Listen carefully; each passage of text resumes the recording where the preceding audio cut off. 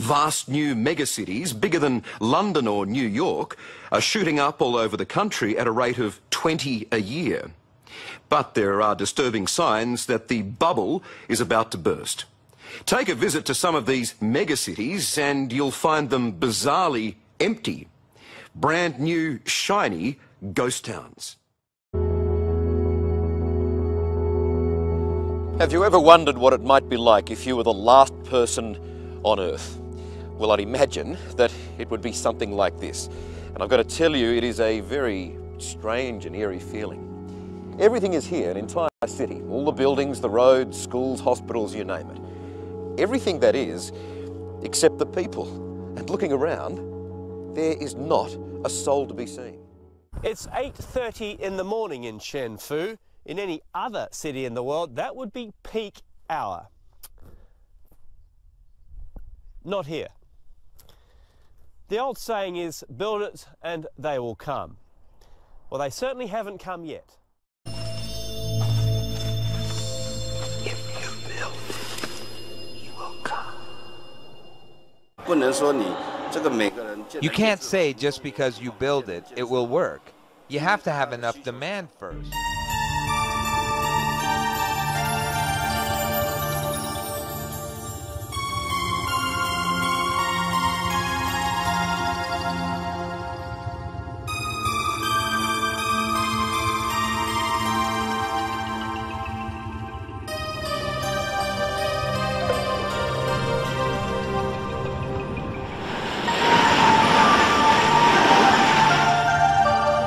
There's something quite spooky about walking around here. It's a weekend, it's the middle of the day, it's not raining, there are hundreds of apartments and yet the streets are virtually deserted. The only sounds, the rustle of the wind and the birds. It's almost as if some terrible accident has cleared all the people out. Hey, miss! Miss, over here! Look, I wonder if you could do me a favor. It's the craziest thing, but I've looked and I haven't seen anybody around. Maybe they're all asleep or something, but... well, literally, there hasn't been a soul. One of the strangest real estate stories you may ever see. Entire cities designed to look like Paris, Venice, London, even Jackson Hole, Wyoming. So why doesn't anybody want to live there? The Chinese don't have to go to Paris anymore. It's come to them. This is the district of Tianjucheng. Welcome to Tiandaoshan, China's fake Paris playground just south of Shanghai. Replica Paris leaves a little bit to be desired. A little bit, specifically meaning humans.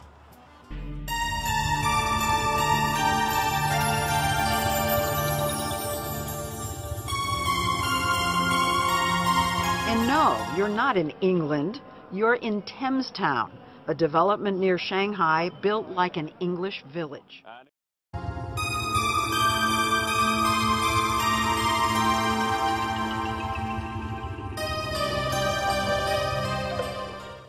So we're in China. It's obviously a little bit surreal because it looks a lot like England. Why is that?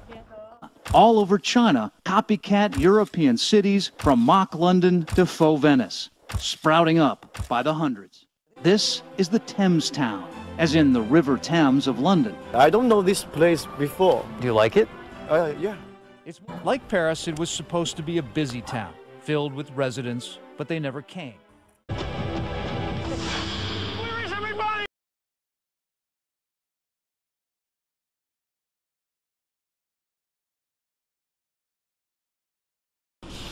If your idea of a New York City home is small, think smaller. No, it's not a hotel room. This is a fully furnished apartment. At just 300 square feet, it's enough to make even some city dwellers feel claustrophobic. But the developers say this is the future of affordable urban living. Small space does not necessarily have to mean a degradation in quality of life. Christopher Bledsoe co-founded the company that designed Carmel Place. It's New York's first micro-apartment building. The city made an exception to a rule that requires new apartments be at least 400 square feet, and it's proposing to change the zoning rule altogether. Advocates have been pushing for years for more affordable housing, especially for single people. According to real estate firm MNS, the average price for a Manhattan studio apartment in November was more than $2,900, a one-bedroom more than $4,000. These micro-apartment rents are between $2,600 and $3,000 a month. Affordable units based on income can go for as little as $950. Space in a unit is just one element, one attribute that goes into defining the overall living experience. Builders have employed some design tricks to make the small space work. A bed folds down from the wall over the couch. A clever desk expands into a dining table. By sacrificing, say, 200 square feet in your studio, you can also get other trade-offs that work to your advantage, like housekeeping or Wi-Fi. And in this case, we're actually providing weekly visits from personal butler service. Sacrificing space for the convenience of living in the big city. Robert Bumstead, Associated Press. Listen, you're a kid, you're fascinated by. Trying to just show you all a little taste of Agenda 21 in Paris. Got the same thing going on here, just smaller scale. Train station, stacked housing. This is just the start here, though. It'll get worse. Hi, this is Karen Bracken, and I'm sitting in the Schmitz Brewery Piazza in Northern Liberties, Philadelphia, Pennsylvania. And what this is a huge paved piazza surrounded, encircled by 4 levels of stack and pack apartments with restaurants and businesses all below. It is your typical ideal communist city. The goal under Agenda 21 is to get everyone in dense cities where transportation to other cities is ultimately limited to trains, and where people living in these dense cities largely do not own cars. Well, what they are doing is they are converting the transportation system and the development program such that all new development for the next 25 years must be within a half a mile of what they call transit-oriented centers. They call these priority development areas. Now, in these very compact, very dense dynamics, they intend for most of the population to be relocated in these stack and pack housing units. And with these stack and pack housing units, there'll be no capacity for automobiles. You will live in what they are calling a walkable community. In other words, you come down from your 14th floor and you walk to your job. Or have a bicycle. They love bicycles, they want you walking, and they want to get you out of your car because your car gives you independence. And the last thing they want is independence. They want to be able to control everything you do, and so they're going to have their rapid transit system. That's what rapid transit is, or public utilities, public transportation. But as far as your freedom, freedom is soon to be simply a remembrance of things past. Go ahead. Well, that is true. Now, what we've got to understand is that your city council, your board of supervisors, are blankly going along with this, whether you're in the Bay Area or anywhere across the United States, and that is because if you fight this system, your political career is over. Environmental groups have effectively created a public image as organizations caring for helpless species and protecting environments. This has allowed them to implement an agenda in America that, if fully exposed, would be opposed by the majority of the people. In fact, most people supporting these organizations are not aware of their long-term objective, even though it is no secret. Take a look at the Wildlands map. It defines where environmentalists want to take America in the very near future. The areas in red will be off-limits to humans. The areas in yellow represent buffer zones, where limited use is allowed primarily to travel to and from populated areas. The areas in green are where normal use by humans will be allowed. However, by the environmentalists' own admission, these normal use areas would be restricted. When this plan was first published in 1992, the author, Reed Noss, explained how their agenda would affect the human population. He stated, Eventually, a wilderness network would dominate a region and thus would itself constitute the matrix, with human habitations being the islands. No one, not even the longtime opponents of the environmental movement, believed such a transforming agenda was possible. However, it is being implemented quickly through innocent-sounding programs that most Americans support. Wilderness areas, critical habitat for endangered species, wetlands, roadless areas, national heritage areas, and other restrictive programs are sold to the public as necessary to protect nature, or as assurance that Americans will always have a place to escape from the heavily populated cities. More inventive tools and programs, such as conservation easements, smart growth, open space, and greenlining, are being promoted as a way to control growth. What all these programs have in common is extinguishing the private property rights of American citizens and transferring the control of the property to elite land trusts or directly to the government. The environmental movement would not be able to implement their agenda without the cooperation of our government at all levels, including state and federal officials and even county commissioners. To help facilitate the environmental goals, the Clinton administration quietly created the Gap Analysis Program, or GAP for short. GAP divides the land into ecosystem regions and identifies the properties not yet under the control of state and federal governments. In other words, private property. These private holdings are then targeted for preservation by government agencies and land trusts through conservation easements, purchase, and condemnation. Although the GAP program has not been completed in all states, the data from this project is already being strategically used to target landowners. Not surprisingly, the areas of protection defined by GAP follow closely along the same boundaries as those shown on the wildlands map. It is frightening to see how much of America's land has recently been consumed as a result of this agenda. For instance, the state of Florida utilized the data from GAP to implement an aggressive preservation plan called Florida Forever. Since the early 1990s, over 2 million acres in the state of Florida have been locked up through this program. The private property owners within the target area were forced to give up their land under the pressure of extreme environmental regulations, purchase, and outright condemnation. And the Florida Forever campaign is not complete. At the current rate that environmentalists are implementing their agenda in every state, in every county, and soon in every town, private property is quickly being eliminated. It will not take the 80 to 100 years they originally projected to complete their task. They are much closer to achieving their goal than anyone realizes. 6% of America's land mass is currently developed. Only 3% of America is classified as urban. Yet 77% of all Americans live in these urban areas. The rest is still largely untouched by humans. The problem is not that our nation is being overdeveloped. The problem is as old as time. It is about who will own the land.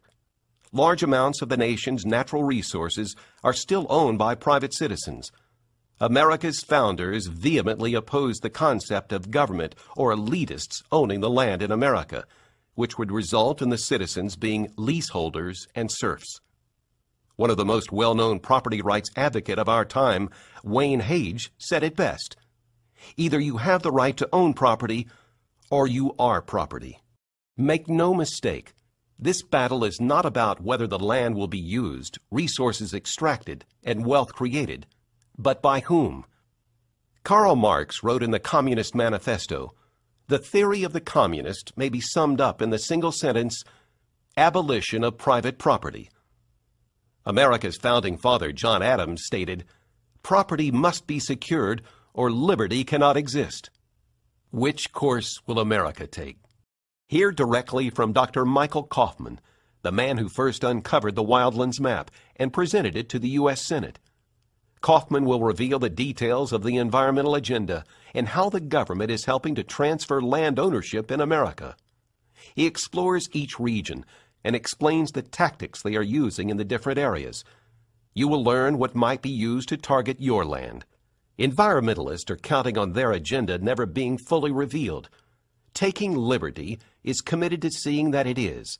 Their plan must be stopped before all of our liberty is taken. Now, to get an NGO accreditation, you have to go to the United Nations.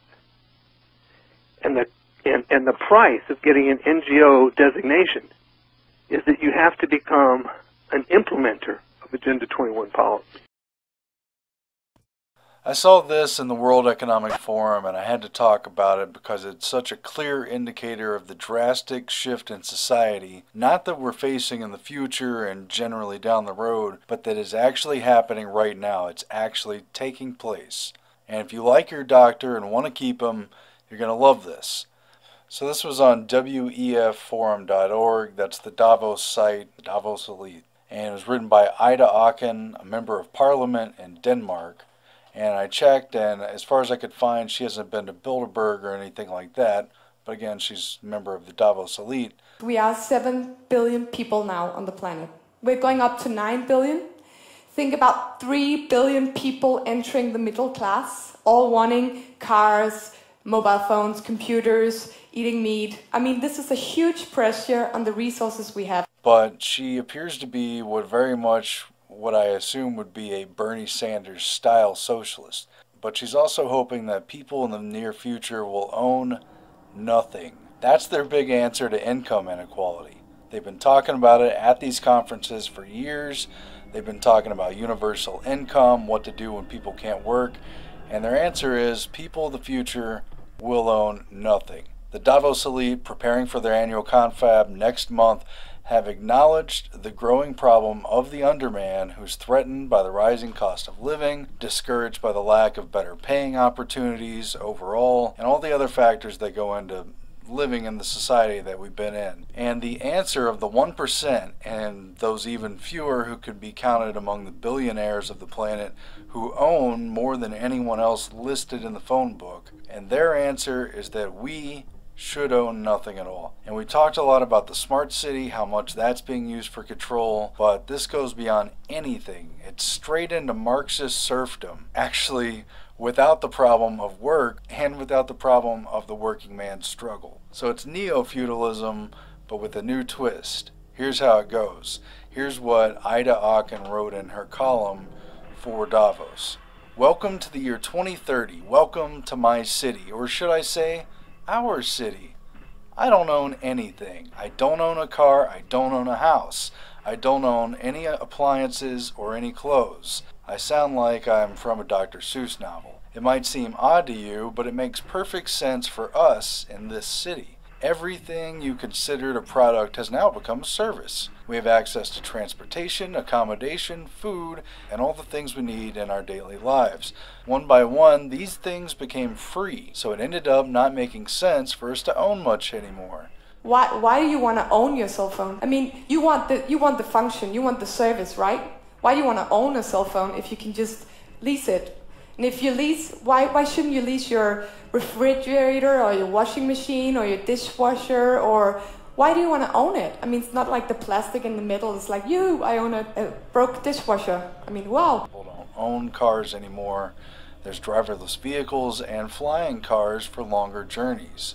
I think we've had that one promised before. So why don't you want to go into a business model where the company owns it? Ida Auken writes that in 2030 in our city, we don't pay any rent because someone else is using our free space whenever we don't need it. Someone else is sleeping in your living room when you're not around, or cooking in your kitchen when you're done making dinner. She writes, my living room is being used for business meetings when I'm not there, and once in a while I will choose to cook for myself. It's easy. Even the necessary kitchen equipment isn't owned. It's delivered to the door by drones within minutes. Environmental problems seem so far away, she says, because of course it can never really be that far away from Agenda 21. She writes, the air is clean, the water's clean, and nobody would dare touch the protected areas of nature because they constitute such value to our well-being. No one is allowed to go into the wilderness. But in the cities, there's plenty of green space and plants and trees all over. She says that even shopping has changed. You don't really shop anymore. It's more of a choosing of things just to use and to borrow. And that she used to find it fun to actually pick things out for herself, but over time she found the algorithm did it for her better and knows her own taste better than she does. And there's a flashback, of course, when AI and robots took over so much of our work. We suddenly had time to eat, to sleep well, to spend time with people. And instead of working, there was thinking time, creative time, and development time. But for a time, everything was just entertainment. She laments those who lost their way, who decided it was too much, all this technology, those who felt obsolete and useless when robots and AI took over. It sounds like Davos watched our film, which, by the way, you can watch on Amazon Prime, and now they're writing about it, and now it's really happening in the world that we live in. They say that people who got upset with the political system moved out, and they live in basically 19th century villages with old technology, and basically they're not valued in society, but neither is anyone else. So that's the future society, but you don't own anything. And do you know how much a car drives? How much of its life? 4%. Or if you take a drill, it's used 15 minutes. It's not a lot, is it? And most of us, I know there are some guys here that really love to own a drill. But for the rest of us, we just want a hole in a wall, right? And I think we're going to a place where we just want mobility, where we don't care so much about owning a car. It's actually a little bit of trouble. If you just come to driverless car and pick me up and I can drive around and this car will be driving all the time. Things could be taken away at a whim, but even this parliament member from Davos writes about the pitfalls. Once in a while, she writes, I get annoyed about the fact that I have no real privacy. Nowhere can I go and not be registered. I know that. I know somewhere everything I do, think, and dream of is recorded. I hope that no one will use it against me. But she still insists that this is a way better society, because in the old society, terrible things were happening. There were lifestyle diseases from couch potatoes, and there was pollution and waste and climate change and congested cities and social unrest and unemployment and everything else that's part of life. So she says that's why the world of 2030 would be so much better if we owned nothing and we were basically peons who don't even have to do work and really just have to hang out. Well, it sounds really cool for a feature-length film or a theme park ride. And you're all like, yeah, wow, cool, man, I want my turn. That sounds pretty good. But after you go around the block once or twice, you think, I've seen this movie. It's 2001. I'm sorry, Dave. I'm afraid I can't do that. It's Logan's Run, The Wizard of Oz, it's Rollerball, it's The Hunger Games, Gattaca 1984, Brave New World, Divergent, Soylent Green, etc. I've seen that movie. I've actually seen all those movies. And you realize one fatal flaw. What happens if they don't like what I say? And what happens if I don't like or believe in what they do anymore? What about my rights, man? There's no guarantee of freedom or absolute respect of rights, and you're just another basically head of cattle in the global management system, the biodiversity system, of which you count very little in the overall schemes. And you don't even have privacy in your own head when you sleep at night. There is no guarantee of freedom or absolute respect of rights at all, including privacy, and everything shifts according to what is already acceptable and what certain people wish to make acceptable. And it's always between those lines, and your rights mean nothing because your dreams were so unlimited that you'd fall for anything. We all love our stuff, and free stuff is better. We take the ride and grumble as quietly as possible about the drawbacks and the back-end shafting and raw deals that are constantly offered up. The theme park ride would become torture rather than entertainment if you were never allowed off of it. And basically, I think once reality kicked in, it might not be the best system. Because in this future system which they're building, they're shifting people into it, and the internet's a huge part of it, there is no guarantee of freedom. They will censor you, they will shut down your channel, they will deauthorize your account, your bank card will not work. First of all, we all know these smart cities of the future will be highly technologically controlled grids where everything, including you, will be tracked and traced everywhere you go. Some people chuckle when you bring up Mark of the Beast, but there will be some kind of chip or digital tattoo or some kind of thing that will be required for you to move about in this city, to travel, to engage in commerce, and just think about it. Right now we've already been upgraded to a chip system in our credit cards where we're getting used to seeing a chip every time we pay for something. Just follow that out to its logical conclusion. Davos, Bilderberg, George Soros, United Nations, all these other elites and foundations are really pursuing universal basic income, which essentially makes the government your boss and leaves you completely dependent on it for everything. And it's no joke to say that in a society like that, if you don't follow the rules, they can turn your access off like Sandra Bullock's life in the movie The Net. And those rules, by the way, might start out at an acceptable point that seems reasonable, but just consider all of the constraints they can put on you and yours and how you live your life in the interest of the public good in our collective city of 2030. Mandatory vaccinations, for example, and medical treatments. Your health, including mental, will be considered community property in a place like this. For two, the entire city will obviously be a gun-free zone. Or, you know, maybe they decide nobody's gonna eat red meat anymore except once a year on your birthday. You know, the United Nations came out and said that red meat's bad for you, so maybe they'll just make sure no one can even have that. You just don't even get access to it. Really, basically just any rule they decide to make, if you're in this system and economically dependent upon it, you're giving yourself up to the whims of the collective.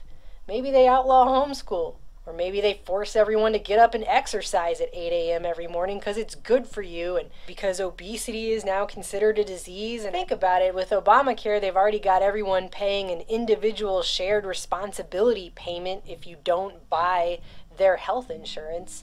There's no limit to the number of things that they will be able to control in a society where the majority of everyone owns nothing and is completely dependent on the government for everything that they do get. So how much more of a leap is it to say these kinds of things, right? Maybe they, you know, mandate some sort of antidepressant in the water, you know, for the good of society, keep everyone real happy and chilled out. Sounds loony. It sounds like Brave New World. Well, so did the suggestion of the future these people are creating right now once upon a time. But they're talking about it like this is a real possibility that they're actually working towards. If you think about it, the younger generations have been socially engineered to live in this society.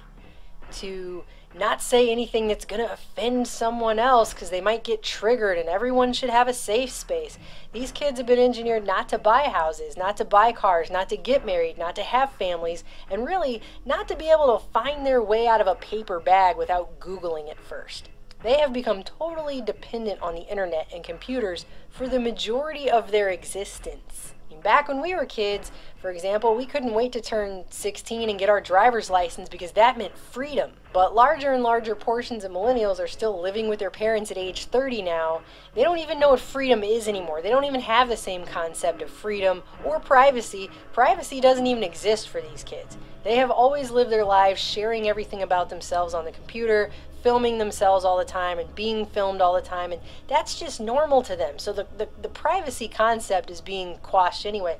This is why Bilderberg asked a couple years back, does privacy exist? It was a rhetorical question because they know that privacy has already been extinct for a while. And these millennials have been engineered for this exact smart grid city, where everything, right down to the trash can, will have sensors in it so the proper authorities can be alerted in real time if you don't recycle properly for the good of the planet. We've already shown you guys before in reports about the smart city. Everything in your house will be connected to the internet. It will be sending out signals in real time, data about everything you're doing in your house, what you're eating, how much energy you're using, water, I mean just pretty much everything, so that it can be tracked and monitored and they can make sure you stay within your quota.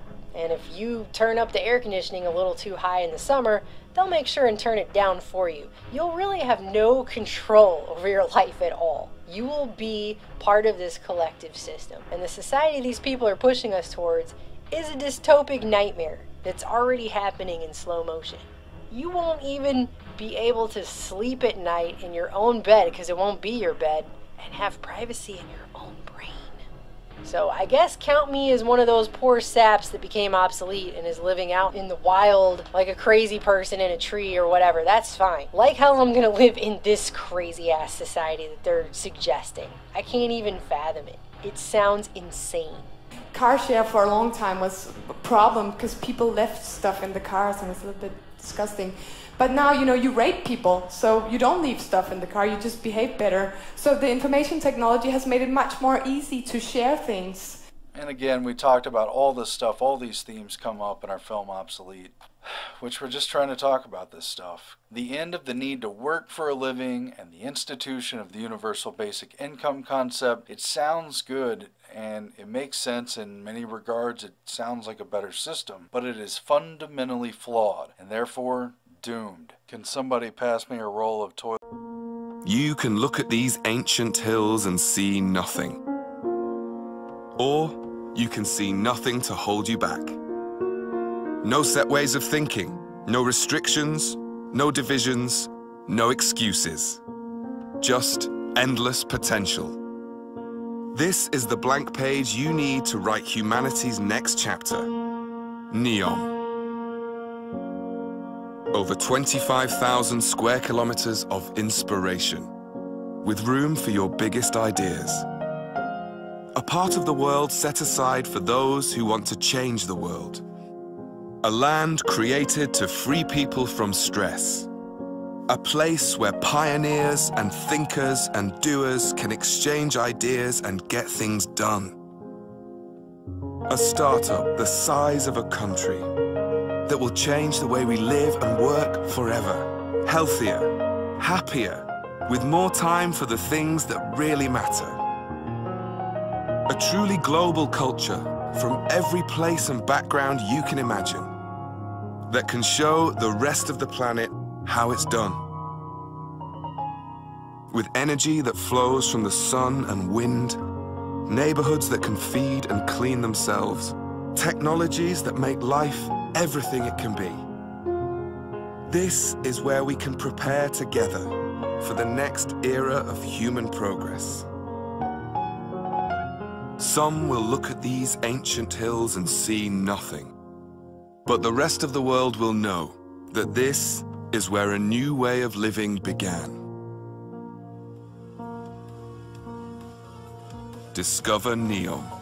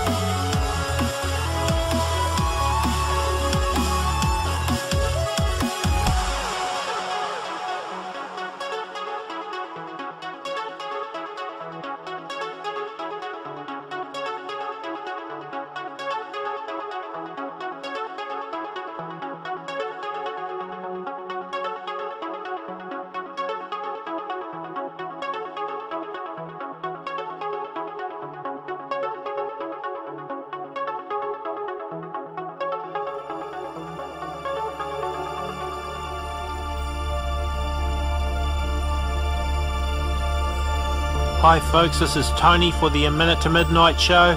I've got a video here today for you which I think has some important information. In fact, I was quite mind blown, had my eyes opened by some of what I discovered while researching for this. Revelation 13 and verse 2 tells us that the dragon gives his power, his seat and his great authority to the beast. It also tells us in verse 4 that they worshipped the dragon who gave power to the beast. And in verse 15, he had power to give life unto the image of the beast, that the image of the beast should both speak and cause that as many as would not worship the image of the beast should be killed. The technology is in existence today, such as artificial intelligence, robotics and other things, to create the image of the beast and give it life. And there is a smart city that is being developed today, which I think may be the largest undertaking since the Tower of Babel in the history of the world, and that is what I want to show you today. That city is called NEOM and it is in Saudi Arabia. Now let's take a look at this futuristic city. called Neom, which I think is about as New World Order as it gets. In fact, it could end up being potentially the centre of the New World Order, where we can live the future as we create the future, unrivaled in concept, unmatched in intelligence, unconstrained by history, and built on humanity's greatest resource, imagination. Neom is a new kind of tomorrow in the making, a place on Earth like nothing on Earth, a new blueprint for sustainable life on a scale never seen before, where inventiveness shapes a new, inspiring era for human civilization. Neom will operate as an independent economic zone with its own laws, taxes and regulations specially created to boost healthy growth and wealth for the region, investors and residents. With energy that flows from the sun and wind, neighborhoods that can feed and clean themselves, technologies that make life everything it can be.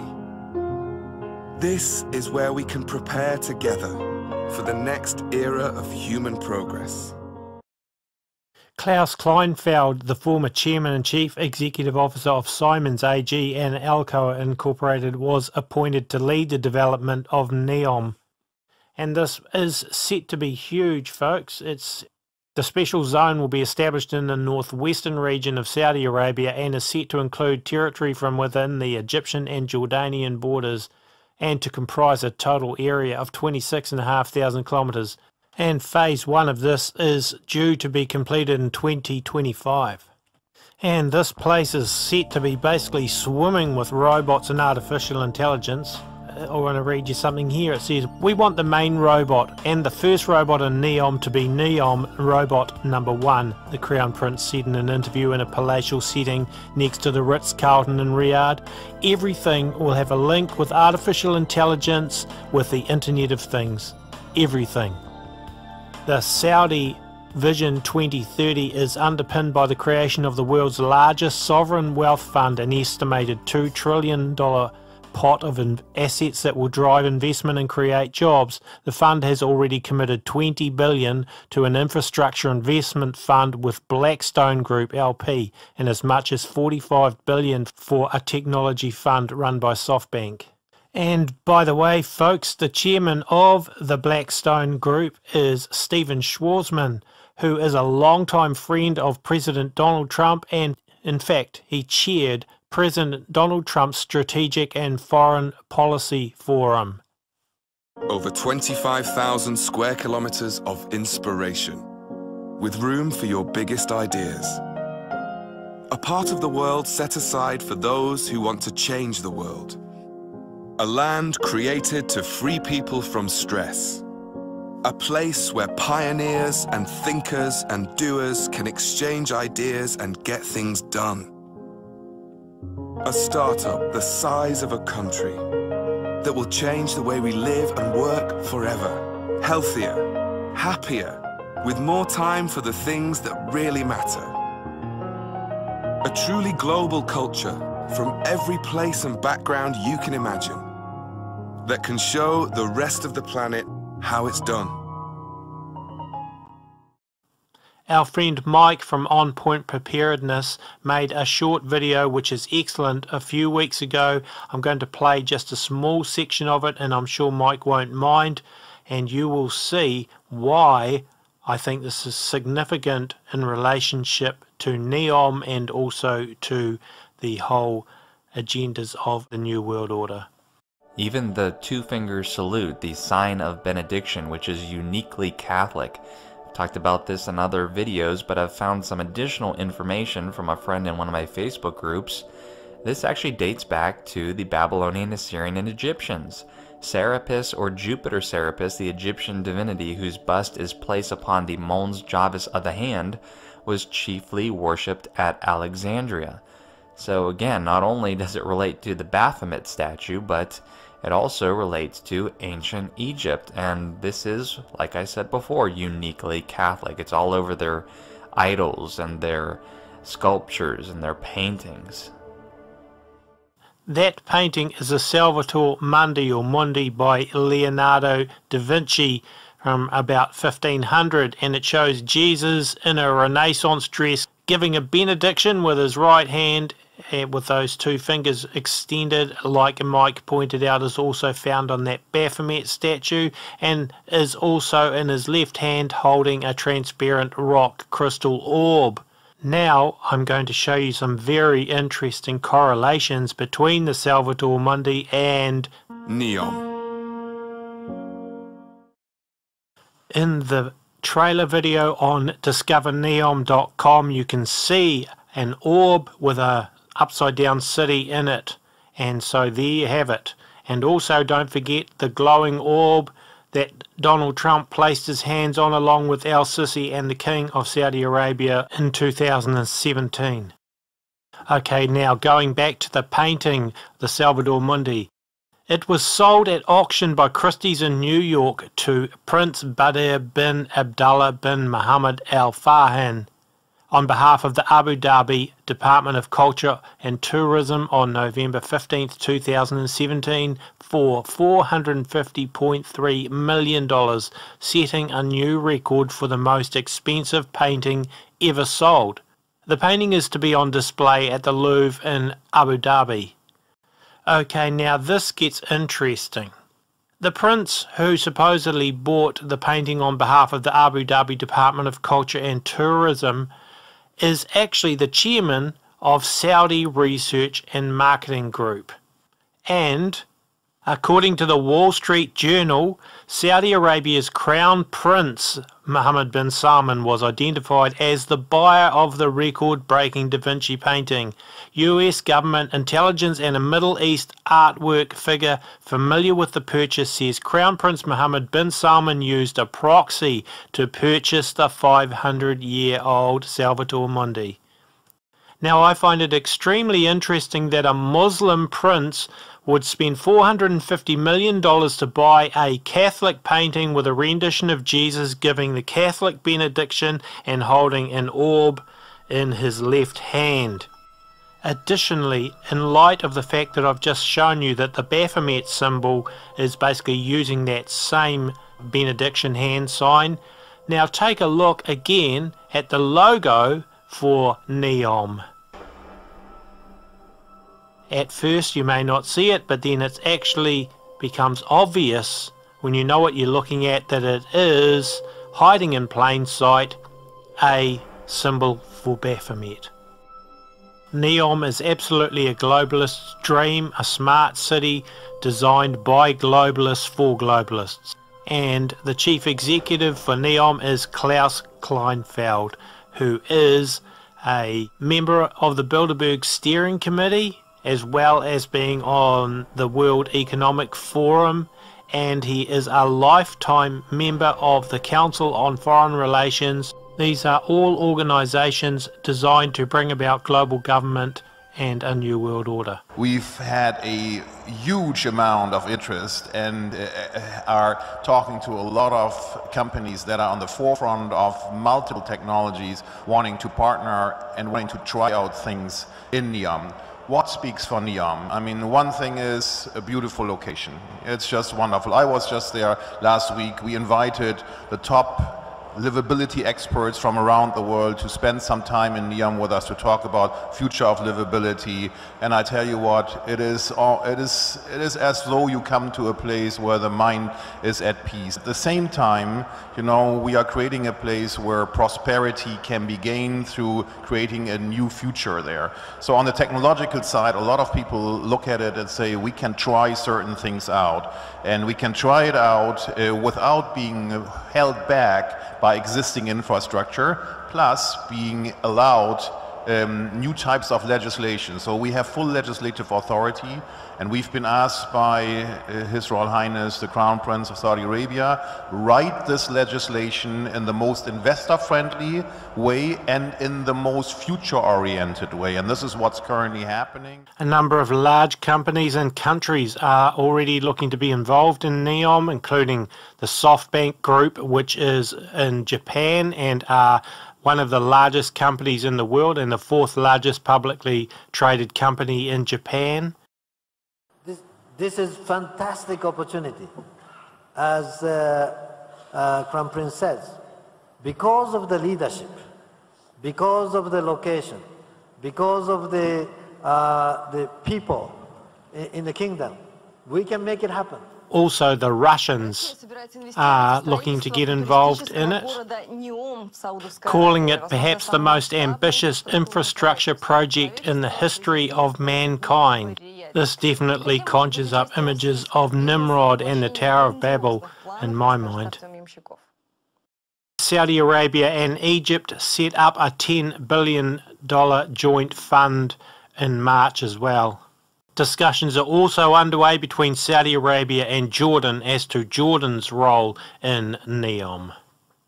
Bin Salman reportedly arranged a series of meetings between top Saudi officials and Israeli counterparts, as well as members of the Egyptian government, according to the Emirati newspaper Khaleej Times. And officially it was to discuss NEOM, but also no doubt to talk about the Palestinian peace plan. And however, the fact is that NEOM will feature a bridge across the Gulf of Aqaba, as well as hydro-agriculture projects, and this is where Israel comes into the picture, according to the Israeli National News. Klaus Kleinfeld has revealed that a number of construction projects are already underway and likely to be completed by the end of summer of 2018. Saudi Arabia's megacity will most likely allow only electric vehicles to operate within its confines, according to Klaus Kleinfeld. Kleinfeld is also exploring the possibility of how quickly they can bring passenger drones in, and as well as how the city can encourage pedestrian traffic. Palaces for the King, the Crown Prince and other senior royals are among the first contracts that have been awarded for NEOM. As I mentioned earlier, Bin Salman had said they want the main robot and the first robot in NEOM to be NEOM itself. Also, they want everything there to be connected, so no one can live in NEOM without the NEOM application that they will be given. According to Bin Salman, everything will have a link to artificial intelligence, to the Internet of Things, everything. Your medical file will be connected with your home supply, with your car, linked to your family, linked to your other files, and the system develops itself in how to provide you with better things. Today, all the clouds available are separate, the car is by itself, the Apple Watch is by itself, everything is by itself. There, everything will be connected. Considering that Saudi Arabia has Sophia, the world's first robot citizen, and Bin Salman's desire to connect everything with artificial intelligence and the Internet of Things, I can see the potential for NEOM to be the New World Order capital, and possibly even Mystery Babylon itself. Folks, I believe that the uniting of all religions into one big global religion will be one of the hallmarks of the end-time Babylonian system. We see Pope Francis hard at work in the ingathering of everyone towards one religion, so we would expect to see something along those lines, wouldn't we, if NEOM had a part to play in the Babylonian system of the end times. Well, I just want to show you here how much Mohammed bin Salman is playing such a role. We only want to go back to what we were, the moderate Islam that is open to the world, open to all the religions.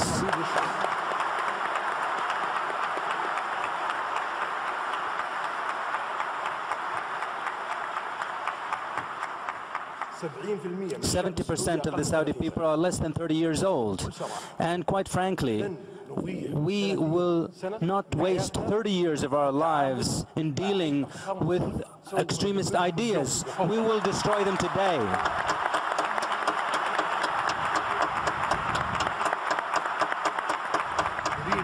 We want to live a normal life, a life that translates our moderate religion, our good customs. We coexist and live with the world and contribute to the development of our country and the world. This is something that there are steps that we have taken in the past that are clear. I believe that we will eradicate the rest of extremism very soon. So I don't think this is a real challenge, because we represent the moderate teachings and principles of Islam, and we have the right. The right is on our side and everything that we deal with. So I don't think that we are concerned.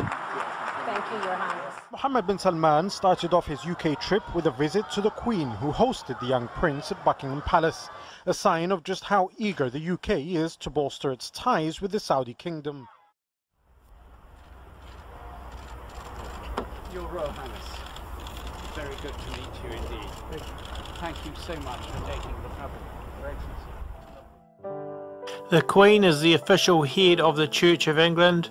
Mohammed bin Salman met the Queen, met Theresa May, British Prime Minister, and also the Archbishop of Canterbury, who is the head under the Queen of the Anglican Church, and a whole lot of other Anglican officials.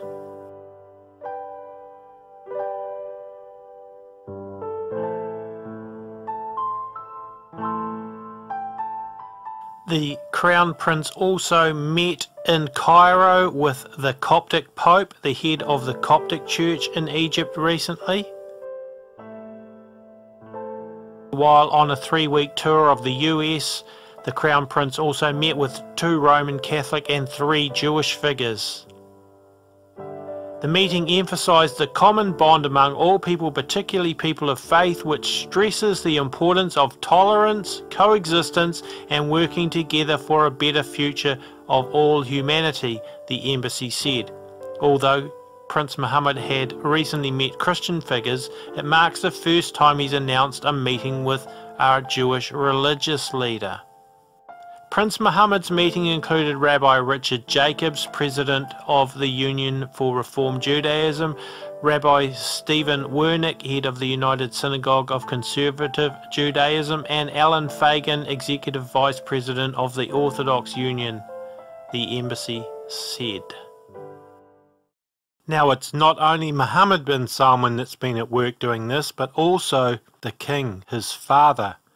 Saudi Arabia's King Salman met with the chairman of the Pontifical Council for Interfaith Dialogue at the Vatican, Cardinal Jean-Louis Touran, and his accompanying delegation. During the meeting, they stressed the important role of followers of religions and cultures in renouncing violence, extremism, terrorism, and achieving worldwide security and stability. Sounds like great New World Order goals, doesn't it? Touran was hosted by Riyadh-based Global Centre for Combating Extremist Ideology, or ETIDAL, which showed its work in combating extremist ideology.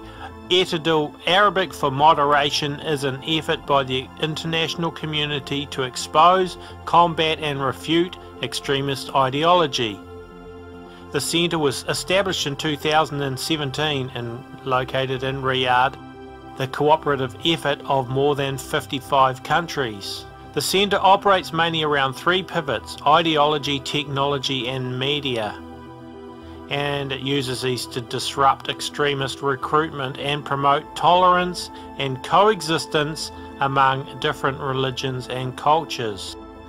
ETIDAL has designed machine learning systems and algorithms to detect violent and extremist online content. We analyse this content and then anticipate how extremist groups use this content to recruit vulnerable audiences. To counter these efforts, we devise strategic programs and projects that encourage tolerance and moderation. Following the visit, Cardinal Touran commented, "It's important to see that ETIDAL has a mission and a vision. The centre is very wise to analyse the causes of extremism. Most of the time, extremism is provoked by injustice." Yeah, that sounds like an excellent advertisement for Pope Francis. That's what he would say, wouldn't he? Touran is seen as an energetic promoter of dialogue between the Roman Catholic Church and Islam. Surprise, surprise. Now back to the glowing orb and Donald Trump. The reason he was there putting his hands on that orb was because he was there at the inaugural opening of the Global Centre for Combating Extremist Ideology on the 21st of May 2017. And the Saudis were given basically NSA type powers to spy on people on the internet. We've become very good friends over a fairly short period of time. I was in Saudi Arabia in May. Also, bin Salman visited the White House recently, and Saudi Arabia has negotiated with the US a massive deal to have arms and military equipment supplied to Saudi Arabia in the next few years. We're getting a $700 billion military proposal, and that's even a lot for you guys. So it's a great honor to have you and your representatives here. Crown Prince, thank you very much. Thank you for being here. Thank you, Mr. President. Actually, the relation between Saudi Arabia and the rest of America, it's an old relation.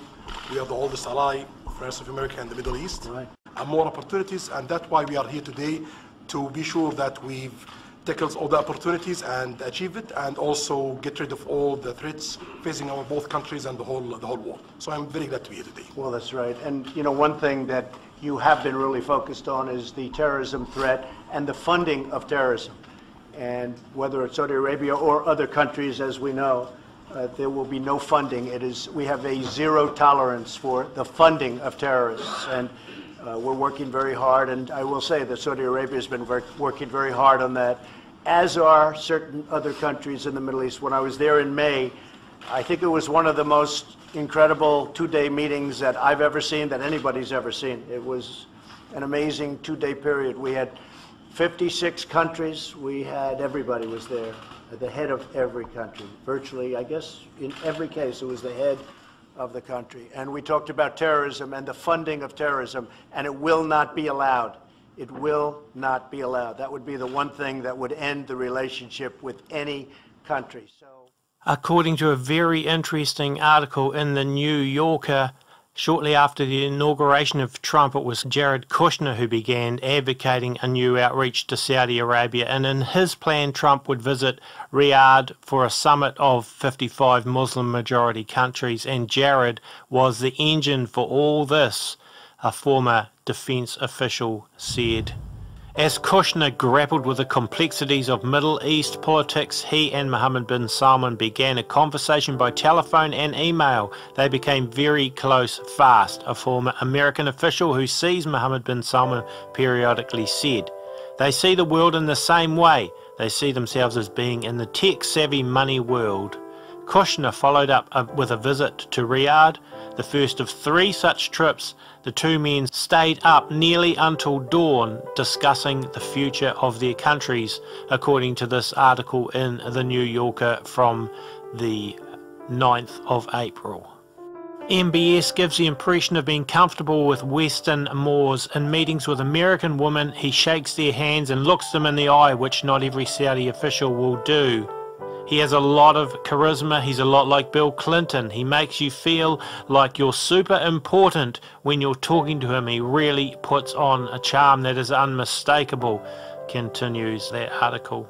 Bin Salman devised a plan called Vision 2030 for a vast transformation of the Saudi economy. And he basically visited China, Russia, the US, where he met with an array of tech executives, including Mark Zuckerberg. At a gathering of prominent venture capitalists in Fairmont Hotel in San Francisco, MBS spoke bluntly about Saudi Arabia's prospects. According to one attendee, he said, "In 20 years, oil goes to zero and then renewables take over. I have 20 years to reorient my country and launch it into the future." Revelation 17:18 says, "And the woman which thou sawest is that great city which reigneth over the kings of the earth." Now, I'm not saying that Neom is it, but I think it deserves close watching, and put that in your basket of possibilities. Don't discount it. And don't discount Jared Kushner and the Pope, of course, and also Mohammed bin Salman as big players in the end times. I hope you've enjoyed this video. Please don't forget to like it, and also visit aminutetomidnight.com and we run A Minute to Midnight entirely by donations, and we'd really appreciate your help. If you can help us out with donations, that'd be awesome. Cheers, we'll catch you again soon.